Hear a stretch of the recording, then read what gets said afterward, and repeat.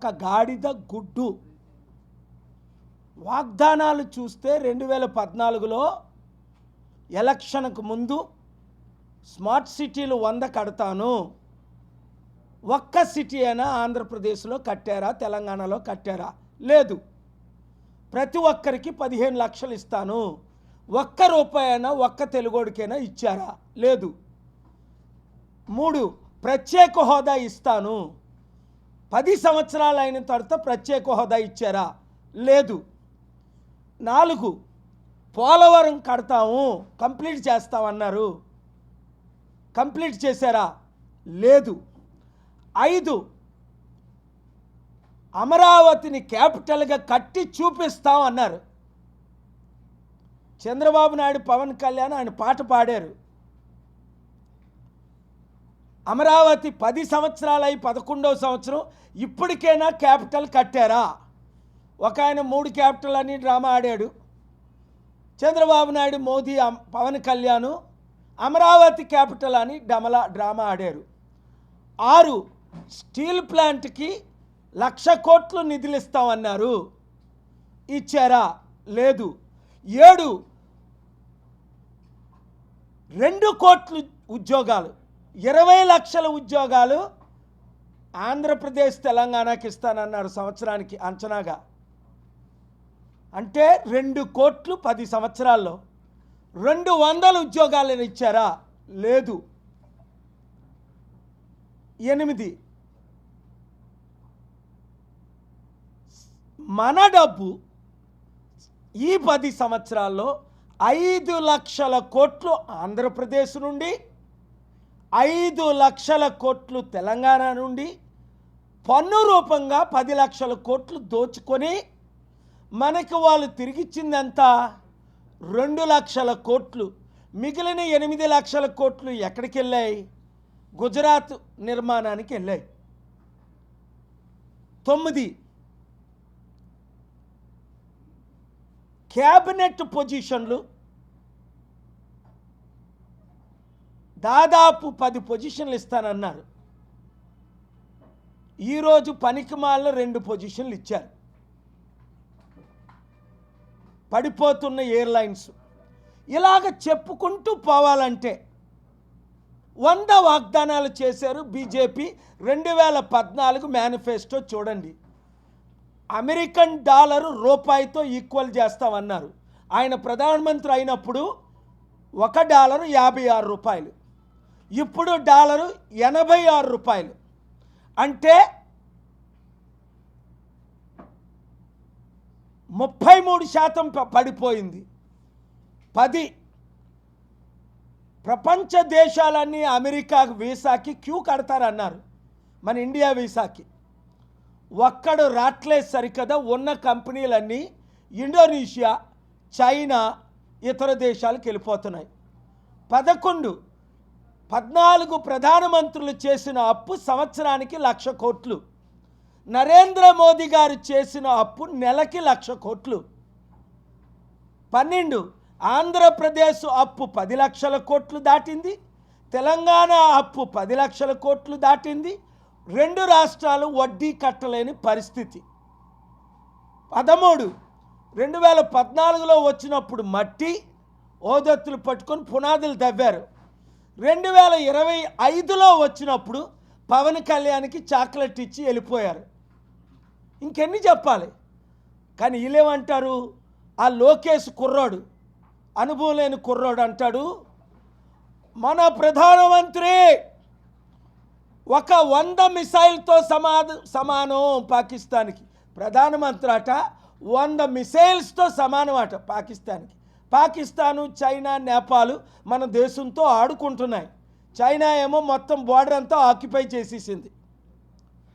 15 పవన్ కళ్యాణ్ మోదీని తిట్టి, మీరు నార్త్ ఇండియన్ పార్టీ, ఇది హిందీ వాళ్ళ పార్టీ అన్నోడు ఈరోజు ప్రధానమంత్రి పాదాల మీద పడితే ఉప ముఖ్యమంత్రి పదవి ఆయనకి, అన్నయ్యకేమో ఒక రత్న ఏదో ప్రసాదమో, ఇంకొక అన్నయ్యకేమో ఇక్కడ ఎమ్మెల్సీ సీటు. 16 చంద్రబాబు నాయుడు ఏమన్నాడు? మోదీ ఒక దరిద్రుడు, భార్యనే వదిలేసినోడు, పిల్లలంటే విలువ తెలియనోడు, ఇంత ద్రోహి లేడు అని 100 సార్లు అన్నాడు 2019 ముందు. 2020 బీజేపీతో పొత్తులు పెట్టుకున్నంత వరకు ఇప్పుడేమంటాడు, ఇలాంటి ప్రధానమంత్రి ప్రపంచానికే విశ్వగురు. వీళ్ళకి సిగ్గుందా? వాళ్ళ మాటల్లో విలువ ఉందా? ఇప్పుడు రేవంత్ రెడ్డి చూడండి, ఈరోజు హృదయంలో ఉన్నదే బయటకు వచ్చేసింది. ఏమన్నాడు? మమ్మల్ని ఢిల్లీ వాళ్ళు దొంగల్లా చూస్తున్నారు.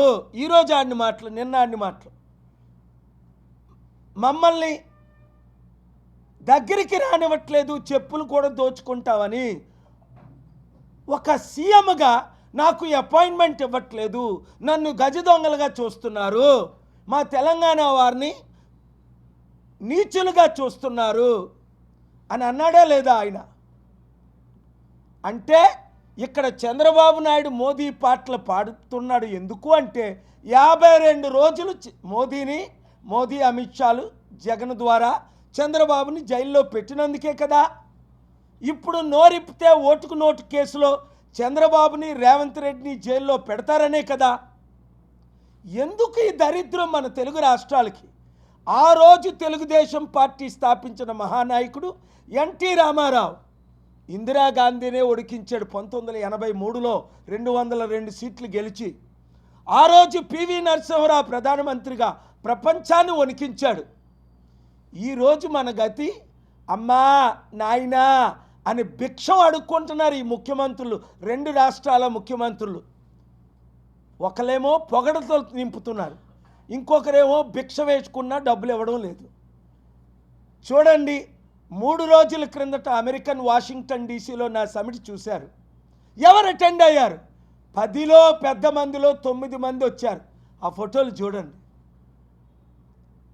2 వారాల క్రిందట నా మిత్రుడు టర్కీ యూరోప్లో పెట్టిన సమిట్కి 1200 మంది లీడర్లు, 98 కంపెనీలకు ఓనరు, 6 జీసీసీ కంట్రీసు, $80 ట్రిలియన్, అంటే 30 రెట్లు మన దేశ జీడిపికి మించిన 6 దేశాల ప్రతినిధులు, జీసీసీ చైర్మన్తో సహా. నేను ఎక్కడికి వెళ్ళినా ప్రపంచంలో బ్రహ్మరథం పడుతున్నారు. ఈరోజు మన తెలుగు ప్రజలు గుర్తించారు. ఈ ముఖ్యమంత్రుల్ని వాళ్ళే చెప్పుకుంటున్నారు, మాకు అపాయింట్మెంట్ లేదు, మమ్మల్ని దొంగల్లా చూస్తున్నారు, మమ్మల్ని దరిద్రంగా చూస్తున్నారు, మాకు అప్పులు ఇవ్వట్లేదు. ఇవాళ రేవంత్ రెడ్డి ఆయన పలికిన మాటలు గుండెల్లో నాకు బాధ కలుగుతున్నాయి. నన్ను ముక్కలు చేసుకొని తింటారా? నా దగ్గర ఉంది 18,500 కోట్లు. 1,00,000 కోట్లు తీసుకొస్తాం, ఒక్కొక్క రాష్ట్రానికి లక్షల ఉద్యోగాలు సృష్టిద్దాం. 100 కంపెనీలు ఇప్పుడు వరకు తీసుకొచ్చాను, 5 లక్షల కోట్లు డొనేట్ చేశాను. చేద్దామంటే పట్టించుకోరే, వాళ్ళు చెయ్యరు, మనల్ని చెయ్యనీయరు. కనుక బీసీ బానిసలారా, ఎస్సీ ఎస్టీ బానిసలారా, క్రిస్టియన్ ముస్లిం బానిసలారా, ఇప్పుడున్న పార్టీలన్నీ మోదీకి తొత్తులే, మోదీ చెంచాలే. మోదీని ఢీకొనాలంటే ఒక నాయకుడు కేఏ పాల్ మోదీని ఢీకొని స్టీల్ ప్లాంట్ అమ్మకాన్ని ఆపలేదా? మోదీని ఢీకొని ప్రత్యేక హోదాకి హైకోర్టు నుంచి ఆర్డర్ తేలేదా?